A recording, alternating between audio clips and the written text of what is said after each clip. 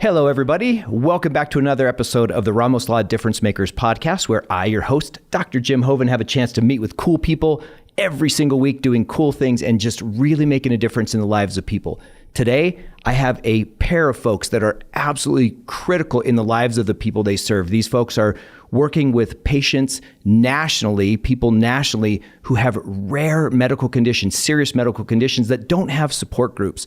And this, for them, is the lifesaver. We're going to talk about it. You're going to want to share this information. This may be something that you want to learn more about. Maybe you can help in some way. But today is really all about people. So to help me tell this amazing story, I have Trish Morris and Neal Browne, who are with Courageous Faces. This group stands out among any group that I've ever had a chance to visit with because of the unique nature of what they do.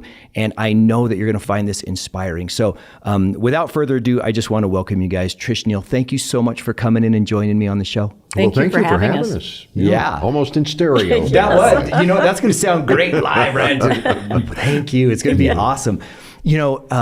I had never heard of Courageous Faces, honestly. And that's probably, you guys are probably one of the best kept secrets that's out there. And that's the last thing we want to have happen. We want this to become not a secret at all. And so part of my mission today is to let you tell this incredible story as the advocates that you are for the people that you serve, the patients that you serve with Courageous Faces. So I think, Trish, with you being the founder, president, and CEO, would you just start off by telling us a little bit about yourself and what Courageous Faces is? All right. So my name is Trish, and I am the president, CEO, and founder of Courageous Faces. We started it back in, the launch was 2015. We got our 501c3 back in 2014. And the purpose of the foundation is to really improve the quality of life for people with rare medical conditions, diseases, syndromes, and their families, to really impact how they are going day to day. I was amazed as we were visiting before the show. There are, and I don't know maybe you can even talk about this a little bit. What are the parameters of what's something considered rare? But you shared with me there are 7,000 or more, at least 7,000 of these types of conditions considered rare medical conditions that are serious. And only 5% of those have a medication associated to treat that specific disorder, condition, or disease. What's the deal? That's correct. In 1983, the Orphan Drug Act was passed, and that has helped. They passed back then, probably in the decade before, about 53 drugs. Today, they've passed so many more, and COVID actually has helped in that area because the scientists from around the world, the medical people, all came together trying to figure out how to stop COVID. And so from that, there's some things that have even branched off where people are figuring out these are crossover. This could help that condition. And there's 7,000, but that's roughly 3 million people in the world actually that have a rare condition. Man. And so I got to ask, what originally brought you to this? Because you were in high finance, right? Correct. mean, portfolio management, Wells Fargo, exec, like you're killing it, as most people would put the terms on. You're in high corporate world, high demand, doing all this stuff. And then you leave it to go take care of these people with rare and serious conditions. How did that transition take place? What was that about? Well, to be really honest, my 25th year, and I turned 50. So the numbers kind of lined up. And during all my career, my husband and I volunteered and we ran a Special Olympic team. And what we noticed is that people that had a rare medical condition didn't have the population. They didn't have the group. They didn't have the resources, the support. And I decided when I retired, I wanted to start a foundation. I worked for another foundation for 3 years to learn some of the ins and outs of it. And then went off and started my own. It's a work in progress. We're learning constantly every day, different things, and it's been great. Wow. And I'll tell you, you have brought with you your media director, Neal. And Neal is so great because when I saw Neal, I'm like, oh, I recognize you. Neal's been Hopefully not post office wall or something like yeah, that. no post office Yeah, walls. very good. Yeah, Neal was a long time face here in media on the television side with one of the monster channels, Channel 9 network channel, and did a great job for a long time. And I'm like, oh, how cool is that you're part of this? Neal, tell us a little bit about what you do and your attraction to Courageous Faces. I think today it is one of those situations as a setup where if we're trying to communicate, video is the way to go. I mean, it is with us, yeah, but when you look at a younger generation, that's about all they do anymore. And so, unfortunately, they're not reading a lot, they're not doing other things, but they'll watch some sort of video all the time. I look at my granddaughter, she's watching TikTok far more than I think we ever would have expected and wanted her to do. But nonetheless, that just shows what the medium can convey. And so if they can't meet these champions, as we call them, in person, then the best thing that they can do is they can get to know them vicariously. Watch how their lifestyle is. Watch what they're doing. And they have a tremendous spirit. I mean, anybody who meets Reggie, who's one of our most visually affected people that we have as a champion, you get to meet Reggie and all of a sudden he will win you over because he has such a positive personality. And he reaches out on social media and with his own videos and things like that to really comfort and to say to people out there who are having a hard time, hey, I know it's tough. I'm going through it. I know what it is like. I want to encourage you. And he keeps doing that over and over with other people while he has so many needs himself.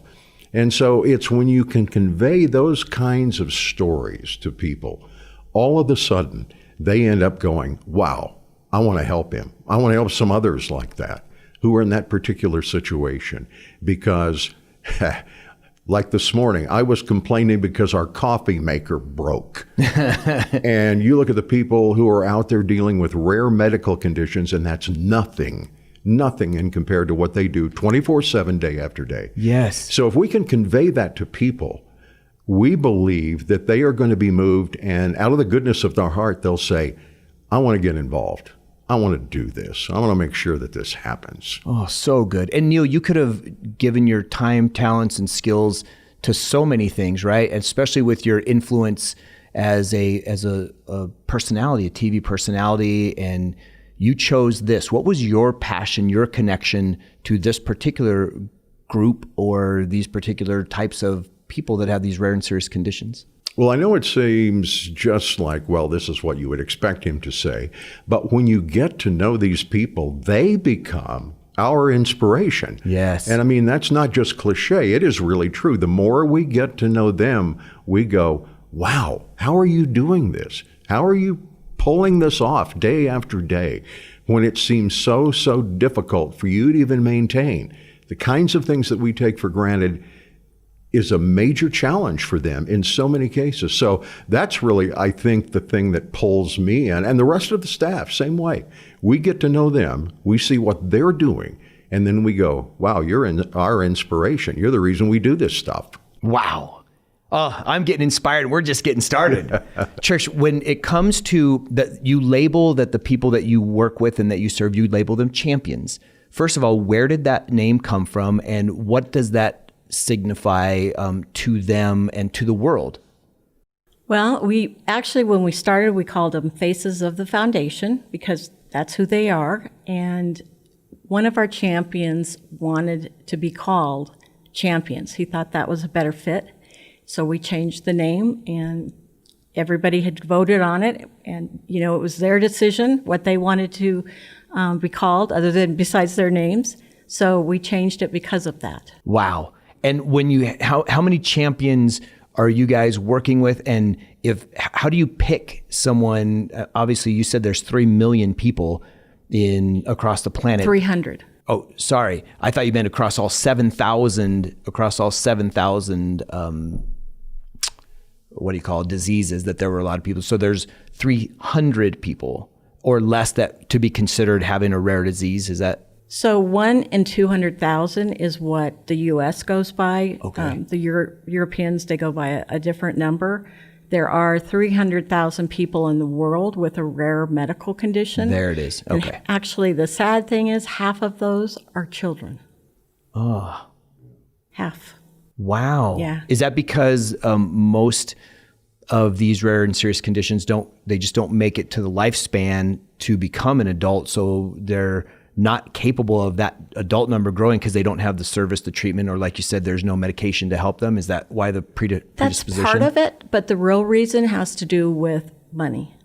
The NIH dictates where the money's going to go in the different conditions. And when you have somebody that's one of a million that might have a disease, they don't put the funds towards that, because one person compared to something where there's hundreds of thousands of people that have something, that's where the money goes. And that's part of the problem. They've made a lot of improvements, and I think we'll see more diseases being discovered. I think there's a lot more out than 7,000, Sure. but that's kind of the number that they use broadly. But the medical treatments and things, most of these, they're not curable. They're something that these people will live with the rest of their Just lives. manage the best you can. Absolutely. And I think a lot of them, too, just by their situation, are in the shadows. They are not out Yes. advocating for themselves. They don't, to really put it honestly, they don't believe in themselves very much.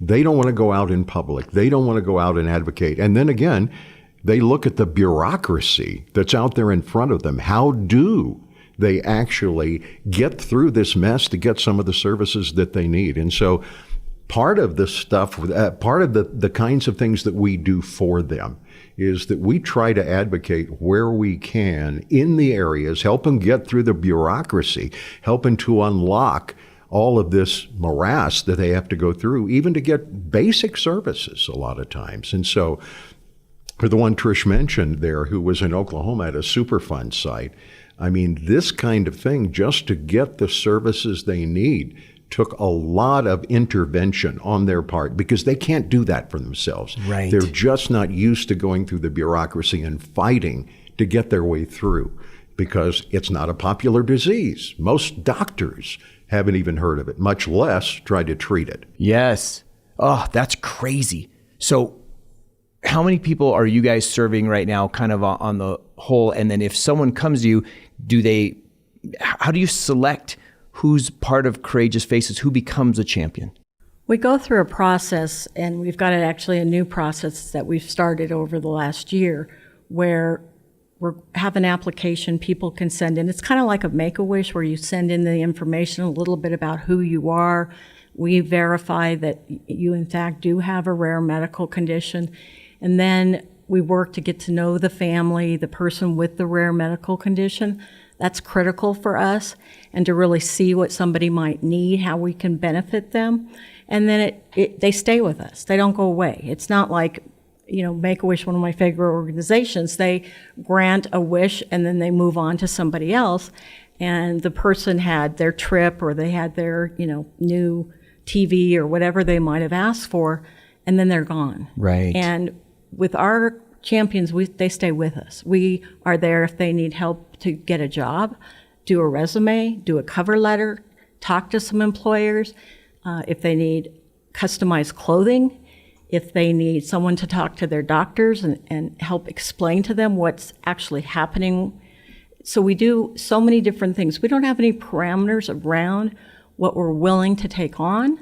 We just take on what we can based on the funding. Based on your resources. Exactly. Okay. And so right now, the total number, less than 100? Yes, less than 100. Yeah. Yeah, it would make sense that there's a lot there. Now, ideally, do you guys have as a growth metric in mind? Do you say our goal is to serve 1,000 people, as many as we can? What's the vision of the organization? Well, Trish is really best on that, but nonetheless, I'll chime in. So I think the whole thing is funding. And she had an idea right at the first. Let's take on one champion per month, if we can do that. And that turned out to be a kind of a pipe dream. It wasn't realistic, but it showed the heart of the organization. Let's see if we can expand to the extent that we can get one per month and actually do something that changes their life. So that hit, and then COVID hit. And then all of a sudden, some of those plans just go up into smoke, and we go, okay, now how do we change, pivot, still keep it going, still help people, but do this with the lockdown? And that got to be a real challenge. But nonetheless, one of the best things that came out of there, even with Zoom, is that we said, if we can't do the in-person thing, what else can we do? And we started a thing for all of the champions that wanted to be on this as a Zoom call every week. And we got to know them at a depth that we probably would never have gotten to know them otherwise. We have a person who is one of our champions in New York City, of all places, and she is studying in order to be able to be licensed as a therapist and a counselor. And so she was the one who got this course from Yale called Happiness Course. And she was the one who helped facilitate that with all of our champions. Is in the middle of all these downtimes, what do we do to keep our spirits up, to keep the kind of perspective we need, to keep us moving forward instead of getting stagnant and staying in one place? And she facilitated that whole thing. And we had some in-depth conversations with the champions, and they let their hair down. They really said, man, I'm struggling with this. And I'm just kind of depressed right now. What do I do? And so everybody rallies around, and we begin to say, what can we do to keep your spirits up, to keep you moving forward, and not let this whole lockdown lock you down? Wow. Let's overcome it. That is incredible, Neal. I'll tell you that if it's the same course I'm thinking of, that happiness course has been around a long, long time. And they've done studies that have lasted decades about what makes people happy in relationships and contentment versus money and all that kind of thing. That's the one. Yeah. Fantastic. And so Trish, kind of tying to that then, how do you see the vision and the growth for you? Is it truly to get to the one a month? That's what you'd like to serve? Is that where you're taking it? Well, and as Neal mentioned, that was unrealistic. Part of it was we would have one new champion a month in a different state with a different medical condition. That was a little bit bigger than we could handle at the time. And the needs are greater than we expected. And we fill in so many areas that weren't even on our radar. So, and we don't want to tell somebody no if they need help. They're trying to get a job, they want to go to college, they want to get their first car, whatever it might be, we want to be there to help them. And to give you an example, when Reggie's, his mother, who he's lived with his entire life, she passed away of COVID back in September. In April of that same year, so prior to her passing, one of his nephews, who was 30, married, had 3 kids, passed away of NF, which is what Reggie has, neurofibromatosis. When Reggie and the family got together, when his mom passed away, they didn't realize that the government would pay for a funeral if it was because the person died of COVID. And that was money they didn't have. So we were able to get that set up for them so that they didn't have to pay anything for the funeral. It was all taken care of by the government. Wow. Well, that leads me to a really, I think, important question from my perspective, because you guys want to have the breadth of services that you do. You obviously can't have enough people on staff to say we have a real estate expert, we have a medical expert, we have a psychology expert, we have a fitness expert. Like you can't have all those. So how do you, because you don't want to say no to any request, how do you leverage resources in order to help these people across such a wide mode of needs? Beg and borrow. A lot of it comes down to that. Well, we've got a great team. I mean, I am so proud of the team we have. There's 4 of us. That's all that runs the foundation. We have a few volunteers that are amazing, and they dedicate their time when they can to help us. We do need all those different areas, and right now we're all wearing different hats. And if it's something we don't know, we learn it. We get in there, we research, we find out about clinical trials and different things that they may not be aware of that could help their particular condition. And we just go full steam ahead and just deal with it. my team laughs because they get emails from me at 2 and 3 in the morning because I stay up working because there's so much to do. Yes. But we're so passionate about it. Social media we're not good at. We already know that, and the marketing part, because we're so busy helping people, we're not really getting out there and making Courageous Faces Foundation a known name. I see. So let me ask you this then on that note. I hope this podcast helps change that. Actually, I really would love for that. Nothing more than that. When you guys are looking for a resource, for example, I'm just going to make something up. Let's just say someone has and this is another topic I want to get into, but if I'm, Neal, you'd mentioned it earlier, one of these people has one of these conditions and it's serious and it's rare. If it's a cosmetic condition, maybe I have such a low self-confidence and such a low self-esteem, and I worry so much because I've gotten so much grief about how I look. I maybe don't go outside. If it's another kind of internal condition, maybe I can't work. It's just I have no energy, I have no ability to do stuff. Either way, I can't make a lot of money. Right? I'm not in a position to be financially affluent, but I need a place to live, and I need to find groceries. I need all these services to basically have a standard of living that's not on the street. So all of a sudden, if I get into something and then that ability, I all of a sudden get jammed up with rent and my landlord's going to kick me out.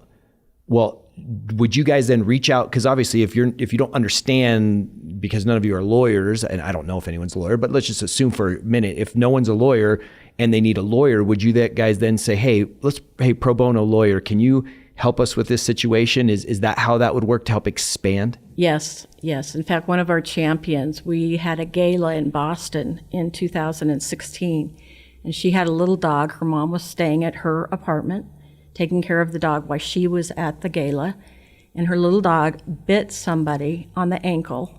The dog weighed 5 pounds, but bit somebody on the ankle. And size that fits in a purse. Yes, just a tiny little thing. And she got sued for over $1 million. What? Yes. And we were able to find an attorney who did the whole thing pro bono and made the whole case go away because in some states it's tougher to deal with because their laws are different, and this was in California. But this attorney was able just to prove that this person was just trying to get money and all of that. And, that was a huge thing for her. Yes. She didn't know how to deal with it. And we had to learn as we went. Right. I can imagine. And I think one of the things, too, that Trish touched on was because we keep with them, their ages change, their needs change. We have a lot of them who started when they were, like 10 or 11 or something like that. Now they're teenagers, and they are going through a whole different set of life circumstances than they were when we first started with them. Yes. And so when you look at that kind of thing, you say, that's why it's necessary to hang on, because the crisis here or the need here is not the same as it's going to be in 3 or 4 years. And we have a lot of those who are just dealing with, okay, I'm a kid now. I need a couple of things to make me happy. Then they get into the teenage years and they have a whole lot more in their scope of reference to have to deal with. Right. You mentioned something too, Neal, earlier about the Zoom connecting point and being able to have the champions talk with each other. Is that a big part of the program where they do find, basically they find their cohort, their group, because they didn't find in Special Olympics, there wasn't enough to have a group. Yeah. Do you guys create that family where no matter what condition it is, they all banner and rally under rare and serious medical condition? Yes. We have had 2 galas. We had one in 16 and one in 17. We brought each champion and their family out for the gala. We bought them new outfits to wear. I mean, the gala was for them. It was certainly money, to raise money, but it really was for them to get out and have a good time and be part of everything going on that they normally wouldn't be involved in. And in 17, we also did a workshop on public speaking and presentation. We had a company called Effective Presentations that did it for us for free. Mm-hmm. And we flew all the champions that were 18 years or older to Colorado. and put them up in a hotel, and we did those classes, that workshop, for 3 days with them. They all got to bond and know each other and meet each other if they hadn't already met at one of the galas. And we do different things. We'll bring out different champions together for different things that we're doing. Or we travel out to see them, and maybe someone will fly out. Hannah, one of our champions, when she was 15, she got a respiratory condition. And they gave her an antibiotic, and she was allergic to it. And you basically burn from the inside out. Oh, my. And Hannah got to know KJ, who was another one of our champions. He has since passed away in 2018, who had Stephen Johnson syndrome as well. He had been in a fire when he was 8 years old, his electrical fire. His dad was able to get him out. His mom and his little brother passed away. And he was in the burn unit getting taken care of. When he got out, they gave him an antibiotic, and it killed a lot of things inside. He lost one lung. His other lung was down to about 25%. He went blind in one eye, only had the vision out of a corner of one eye. And that was from an antibiotic. So these things happen. They're out of their control.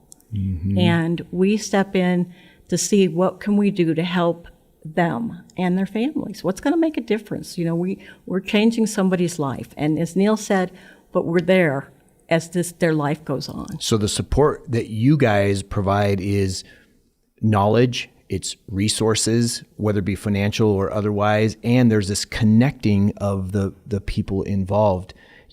I was looking through the website, and I saw something that just reminded me when you talked about this 3-day seminar on public speaking, so that these people can not only help understand and bring light and awareness toward their condition and towards your foundation, but also to help build their own confidence, right? Like if you can speak in front of people. That is key. It's key. And so I saw this Just Ask Institute.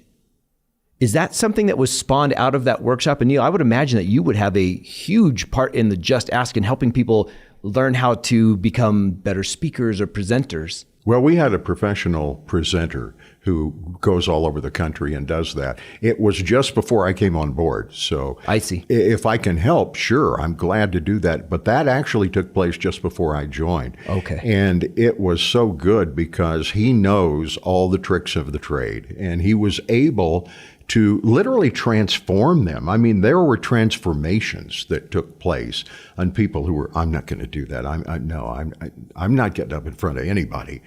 And they all did it. And they all began to just blossom. You watched, well, I didn't see them in person, but I saw the videos as they progressed. And I thought, wow, this is something else. You talk about something worthwhile, this was it, because they became different people going through that workshop. And so now that things have opened up, I mean, I definitely would think that's something that you guys would want to continue and, yes. Get those folks to be able to share their story, because it helps at so many levels. I think it helps their healing.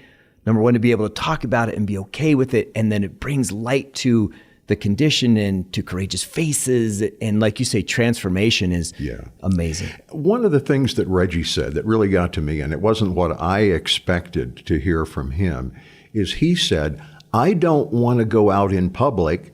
And it was, okay, I know what's coming, because people will look at me and they'll stare and they'll do everything else. And he said, because I don't want to scare small children. It wasn't about him at all. It was him saying, I don't want to hurt other people because they're not used to seeing these kinds of facial, I hate to say deformities, but definitely it's different. Yes. And his look is so much different. For people who haven't seen the website, and I almost don't want to make this comparison because they'll think the condition is the same, but if you watched Elephant Man and you saw Elephant Man, you knew how much it affected his face. It's a different condition totally with Reggie, but it's that kind of dynamic that is taking place out there in public with him. And Trish had to intervene in a situation where, you want to tell him the Uber driver story? So Reggie, this was a couple of years ago, Reggie, he goes to quite a few doctor appointments. They are always checking to see if the tumors that grow on the nerves have become cancerous. He was waiting for an Uber, and he got the message on his phone, Uber's on its way. He walked outside. Now, Reggie has a 50-pound tumor on his lower leg, in addition to tumors on his face on the left side. And he was standing by his door, and he saw the Uber car go by, and he thought, okay, they're going up to turn around so that they pull up on the right side of the street so I can get in. He was walking down to the end of the driveway. The Uber driver pulled up, took a look at him, and took off. Oh, no, he did not. Yes, he did. Reggie was devastated. So he called us and said, this just happened. And he was very, very upset. And we said, okay, Reggie, we get it. It shouldn't have happened. It was a bad situation. But the main thing we need to deal with right now, let's get you to your doctor appointment. So by calling around a couple of places, we ended up with the Taxi Club of Houston. They're owned by several partners. And I happened to get a hold of one of the partners and told him what was going on. And he made a commitment and said, we will pick up Reggie, bring him back, and we will take him anytime he needs. Oh, my goodness. And so we pay for that. Anytime Reggie needs to go somewhere, he just calls them, and he doesn't have to worry that somebody's going to drive off and leave him standing on the sidewalk. Oh, that is that just tugs at your heartstrings. When you look at champions like Reggie and the other folks in the program, what similarities and characteristics do you see? Because they're all overcoming adversity at the highest levels that most of us can never even imagine. We've never touched or scratched the surface of what they live with every day. But have you seen a certain set of characteristics within them as they're working through these adversities and challenges? We have. Quite a few of them have wanted to branch out, maybe do some modeling, whether it's print or whether it's commercial, maybe do some acting. We have one that has been in some movies. They're usually kind of horror movies where, they're some kind of a demon, which I don't like, but it makes them, they're happy to do it. So the characteristics that kind of weave through all of them is they want to tell their story. They want people to know they have a medical condition and to understand that everybody's got a medical condition. You wear glasses, that's a medical condition with your eyes. But the rare conditions are the ones that really make people pause and step back. And these are the conditions that need the support, and they need to have the funds to do more research. So for the champions to be able to tell their story, to talk in public, to get their message across rather than it being some long drawn out story, to really get to the points and to be seen. Some of the ladies have done, and even a couple of the guys, we've done a modeling shoot where we had a stylist come in, give them different clothes. The girls had makeup done, got their hair done, and we filmed them as models. We put together model sheets, that they could send in. And it's those type of things. They want to be included in the public. Many are very lonely. They're either stuck at home because they're not mobile. Some of them work. Some of them go to college. And they all really interact with each other, but it gives them the confidence to go out and go to college, to go get a job, to do something on Zoom or the videos or whatever. And that thread of really wanting to tell their story is pretty profound through all of them. Oh, here's a question. You said something that really triggered a thought in my head. It's kind of a morbid question, but I think it really needs asking for the bigger picture. Among these folks, is there a higher rate of either depression, suicide? Is that part of massively? And I want to bring that out because if we have an opportunity to help someone, if what they really need so that they don't end up in the condition of wanting to take their own life, because again, they're experiencing stuff that we can't imagine.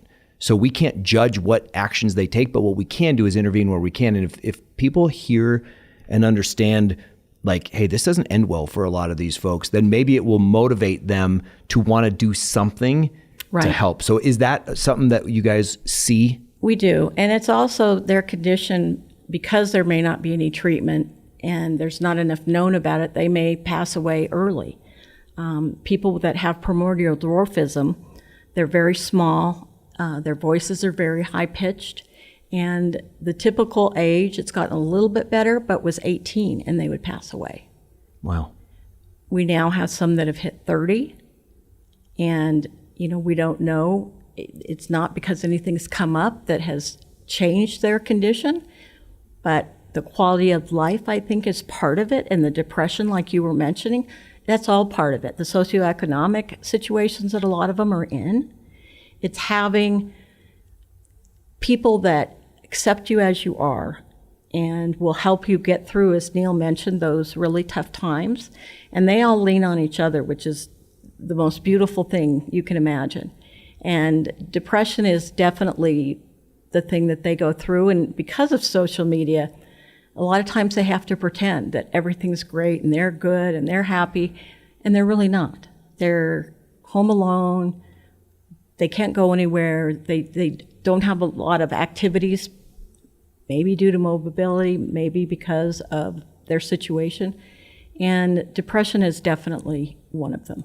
And the social media trolls out there, we've heard for everybody, but especially them. And if they have a visible condition that somebody can look at, we've had trolls that, well, guess I ought to admit it. They say, you should just die. I was just going to bring that up. Yeah. I was just going to, and here's the thing. I think that social media, there's no putting the genie back in the bottle, right? That is what it is. And so now we got to leverage the tool. And I think for this particular group of people, they have to be so courageous to, number one, put themselves out there on the platform, but there's no other way to get their story out. And because we can't, I would love for us to sensitivity train every human being and say, you can't get on social media unless you know and commit to how to use it correctly. That would be lovely, but that's not going to happen. I think really helping social media be the best platform to leverage their stories. And I was literally just thinking as you were saying that, Neal, that the cyberbullying, I can only imagine on what's going on with that. And so what do you guys do for that? Because again, if you don't have a licensed psychiatrist, psychologist on the team, and they're calling you because you're their resource for things like that, or the depression that we talked about, and for all the reasons, how do you navigate that with them? We find, for example, mental health, and just like with COVID, a lot of people, and it wasn't just people with rare medical conditions that fought depression over the last couple of years because their life kind of turned upside down. We work with whatever insurance they have to get a therapist, to get a psychiatrist, to get, if they need medication, to help them navigate that and get them. We have one gentleman who, he lives in another state, and he was very depressed, and he talked to us about it. And so we said, you really need to see a professional, get some counseling. And we were able to find somebody that had a lot of similar interest as this gentleman did, and was able to work with him, and he's still working with him today in his own state. That's amazing. Yeah, and I think in the gap, the good thing is that because everything is customized, we get to know them a whole lot better. And so we can kind of stand there in the gap until we can get them referred to the right people. But I don't know, Trish has been on telephone calls, at 2 a.m. before, and things like that. If they're in crisis, they call. Yes. And so you just have to drop whatever you're doing and go, okay, I know you. I'm hanging in there with you. I'm staying with you. We'll get through this. Wow. And Dee Nichols, who is our administrative director, and Barb Ritchie, who is our outreach director, both of them, and Neal as well, talk to the champions. Everybody checks in with everybody to make sure everybody's doing okay. Mm-hmm. And so they've got that system in place. Not only are the champions talking to each other, they're also talking to us, and then we can navigate what needs to happen. And though we're not licensed counselors, all of us have had a lot of experience dealing with that kind of thing. Yes. And especially people who have been either disadvantaged in some way, have mental health conditions, any of that. At least we're there to hang them, to hold on to them and have them hang in there until we can get them to somebody who can do some more in-depth. I think that's critical and crucial because they know you and they trust you, right? You've been with them from the beginning of your relationship. I would think, and I don't know, and again, you guys do this every single day, but I would think a great lever that you all could have is if you, for example, we're a law firm, right? And we don't do all kinds of law, but we're connected. We do several kinds of law here, and we're connected with lawyers that do all kinds of law.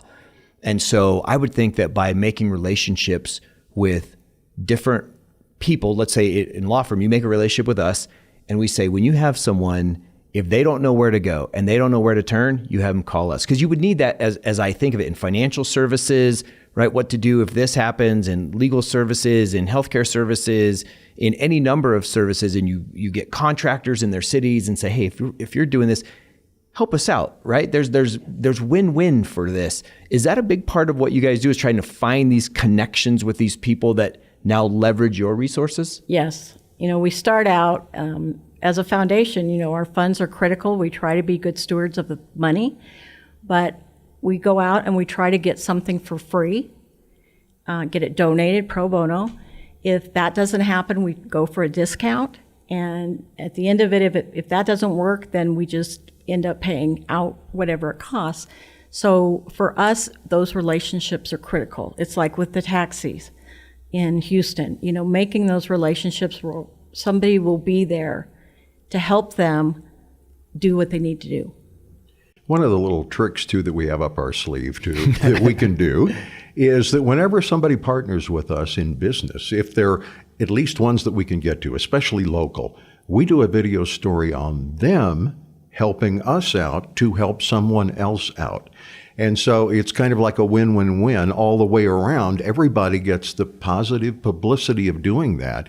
And a lot of people in the community say, wow, if that business is doing that for them, we ought to pay attention to them. That's so good. Wow. So I got to ask each of you, what do each of you get the most? What's the most that fills your tank up from doing this work? Because both, it's your life. It's what you do. It's full time. Why do you do it? Like, what's that one thing that you get from it? I believe that we're all here to serve people, and making someone else happy and solving a problem, to me, is the best thing. Having them smile and feel confident and good about themselves, helping them solve whatever the issue might be, that does it for me. Nice. And this isn't going to sound warm and fuzzy, but for me, it's leverage. Because the one thing that we found out in news is a lot of times you can use the leverage to change situations that need to be changed, that are unjust, that are wrong, that shouldn't be. And a lot of times by telling their story, we can tip the scale. And we can all of a sudden say, you were on the losing end, but because we were able to get this out to people, all of a sudden the scales changed. And that was something that got you what you needed. And all around, it's a win. That is powerful. Powerful. And that goes back to our social media. Now that the video and the social media, that is the seesaw that the leverage is posted on so much. So as we wind this up, I got to ask, how can people help? So anyone listening to this, if this has touched their heart at all, or they're more curious and they want to learn more, what can they do? Is it money? Is it time? Is it act as one of these partners? Is it all of those things? And after you give that list of things on how they can help, how do they get a hold of you guys? So they can get a hold of us through our website, which is courageousfacesfoundation.org, O-R-G. And Faces has an S on the end.